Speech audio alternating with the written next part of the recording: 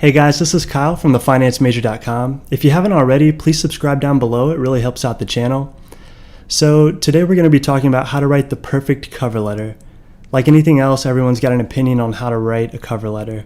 The problem is that a lot of the time people are just giving cookie cutter advice where it really just doesn't add any value, or they're giving such vague guidance that it's not giving you actionable steps on how to actually create a cover letter. So your resume should provide a detailed snapshot of your professional qualifications and your experiences, whereas your cover letter should complement that resume and kind of give you the opportunity to elaborate on how your skills align perfectly with the job that you're applying for. So let's go over the exact steps on how to create a cover letter. So the first step is to type in your current mailing address. Step number 2 is to type the date that you're actually going to be submitting this cover letter and your application. Step number 3, you're going to be typing the name of the person that's going to be reviewing your application. So this will most likely be someone from human resources within the company. And I highly recommend, if possible, to address this to someone specifically. And if you don't have any connections within HR, just skip this step. Step number 4, you're going to be typing the individual's professional title. You can find this on LinkedIn. Just do your research. You should be able to find it somewhere. And again, if you don't have any connections whatsoever in the HR department, just skip this step as well. Step number 5, you're simply just typing the name of the company that you're applying for. Step number 6, you're typing the business address that this person is located, the person that you're addressing this letter to.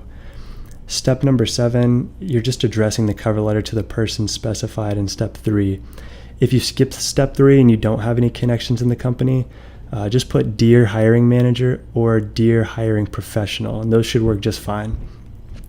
Step 8, here in the first paragraph, your main goal is to briefly explain who you are, specify the exact position that you're applying for, and specify the physical location that you're applying for. The key here is really to just be clear and concise. So step number 9, and this is the most important part of the cover letter by far. So if you're going to focus on anything, definitely focus on step number 9 right here. The second paragraph really provides you with an opportunity to elaborate how your skills align perfectly with the job or internship that you're applying for. I recommend that you choose 2 of the most challenging and rewarding experiences from college. So what project, what leadership position, job, previous internship, etc. push you to your absolute limits, and what did you learn from it? What experiences do you think are going to catch the reader's eye here? So step number 10 here, the final paragraph should include 3 main things. 1 sentence summarizing how your skills and experience will contribute to the success of their company. Number 2, your contact information. Ideally, you should include your cell phone number and email address.